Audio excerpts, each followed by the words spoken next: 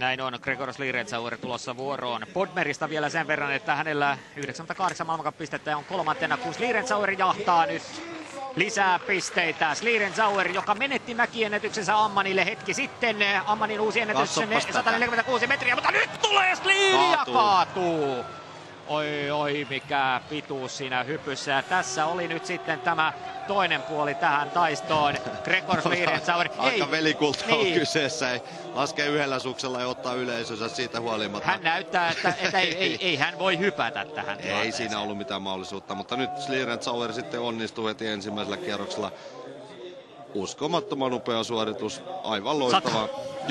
150,5. Niin, ja näette tästäkin kuvasta, kuinka korkealta kaveri tulee tonne. Ja hetkinen. 150,5 metriä, se on, voidaan sanoa, tasamaalla ja aivan valtaisa isku.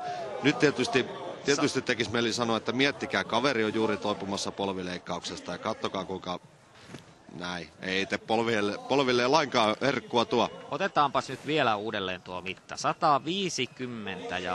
metriä. Menee viidenneksi silti, vaikka kaatui ja yksi suksi lähti irti.